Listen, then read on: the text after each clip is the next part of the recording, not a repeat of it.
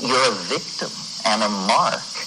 And so what we have to do is produce, send stuff up the wire.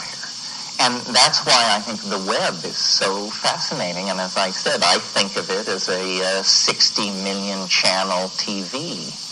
And so whatever your bent is, you should put your message out there.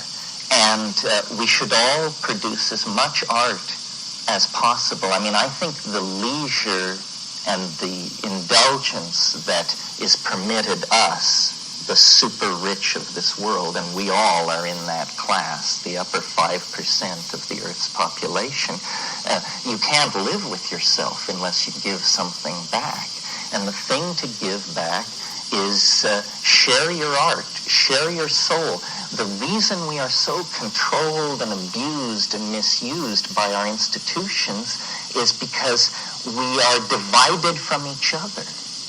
You know, they have divided us by race, by class, by sex, by political style, all of these ways, when in fact, you know, it's in everybody's interest to have a future, to build a world where children can be raised with some reasonable expectation that social, you know, humanity will be preserved.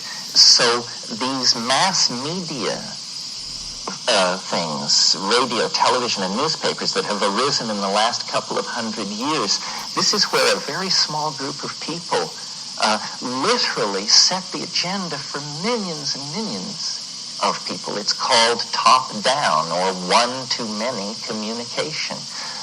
What the web holds out is this thing called any-to-any communication.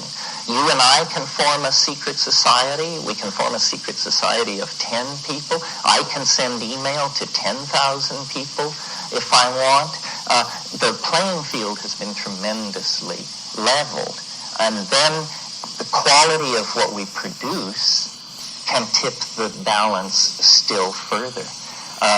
So I think, and the tools that are put in our hands now, you know, Director, Photoshop, all of these things make it possible to communicate outside of these print-created monolithic institutions. We can't really even imagine a world like that.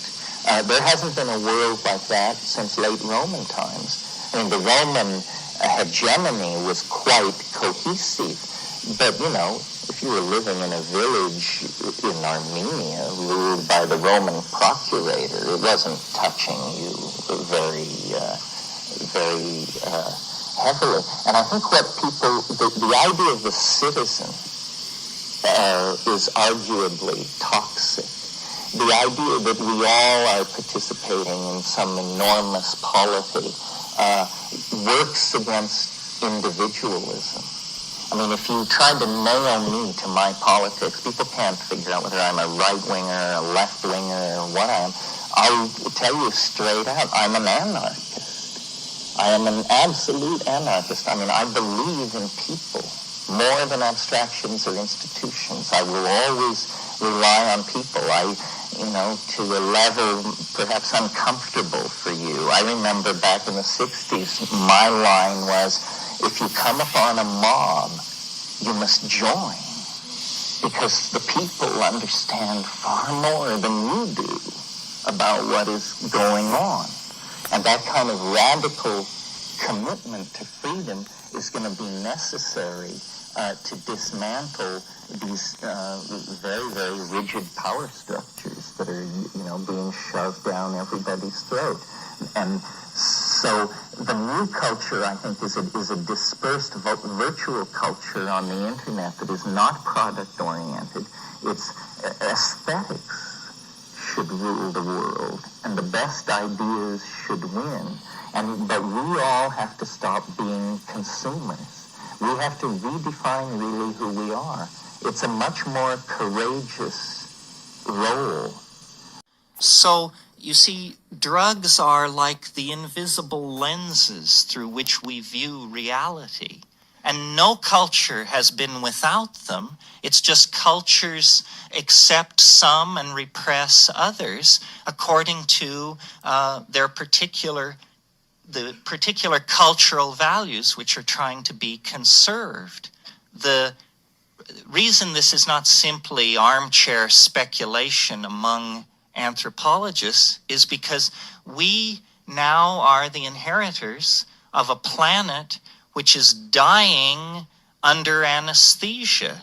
Our entire cultural crisis is predicated on the fact that we cannot feel or connect with the consequences of our history, that we have behaved very badly, we of the high-tech societies.